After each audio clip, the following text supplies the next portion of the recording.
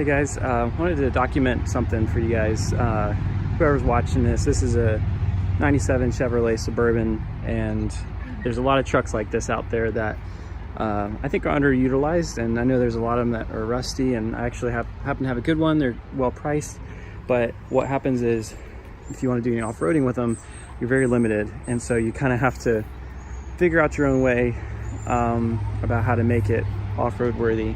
So one of the things that we're doing is we're adding a winch to this, and there's a gentleman on YouTube already who's done this, something similar, but I wanted to document this a little bit more in detail because for one example, this is the impact sensor for the airbags, and I don't know if his didn't have airbags or what it was, but he didn't really address this, and that's totally fine, I understand. But for myself, I had to figure that out. So to put on this pretty much universal winch plate, I had to cut out a hole, because that sensor basically wants to be right where that steel is, so it's sitting flush with this steel, maybe even inset a little bit. So I had to cut a hole out, and what you have to do is you take the bolts out, you take the sensor down, and once you have your hole cut for this, you first of all, you take the bumper mounts off. You have to notch the front of this out, and obviously cut your length down overall. Notch out the front and the back. Take these off both sides. That way you can slide this in. So back to this. So once this sensor is undone, you basically have it out here, and you are then lining up your winch plate here to slide in. So while you're doing that, you basically set that sensor right in that hole, slide the plate back, and then you can reach through the hole that you've cut to remount this sensor. That's basically how I'm doing it. And I've got a couple of grade A bolts up here, grade 8 I think is what they are, bolts there for a little bit extra stability. I added 3/16 steel corner, like what you call it, I don't know what you call it, but this plate here, basically to keep any downward movement limited, because the winch mounts,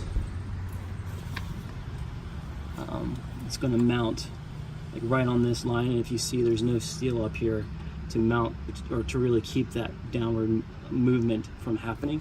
So I've added that corner steel there, and then also because I don't have a winch bumper, I have to remotely mount the control box, and I actually found a spot right back here in between the air cleaner and the coolant reservoir.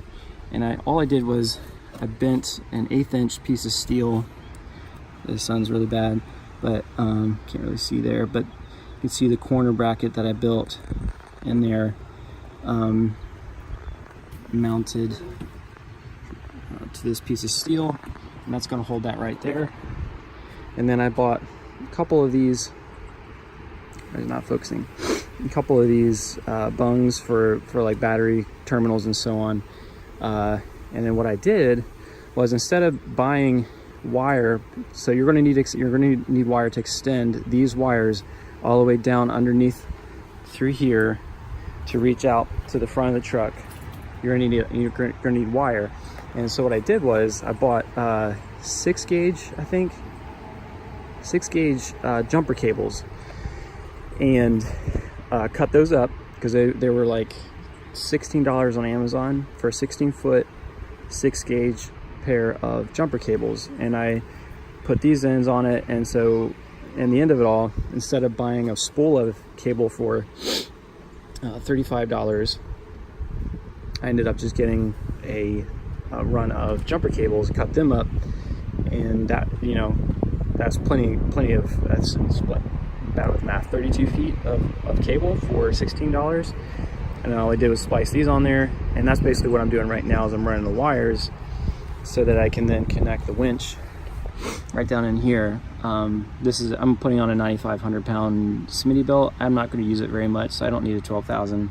It's a 1500 Suburban, and I'm on the East Coast, so there's not much crazy stuff to do out here, but just wanted to have a little bit of reassurance on trails and stuff. And so yeah, I just wanted to kind of document this a little bit more in case anybody else is wanting to do this, whether it's a Suburban or anything else that's not really given much support from the aftermarket. You just kind of have to do it yourself. And this is just, I wanted to hopefully encourage some of you guys to say you can do it.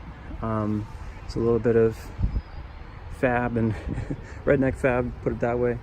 A lot of work, but hopefully it'll be worth it once it's all said and done. So I'll post another video once it's all working and hooked up.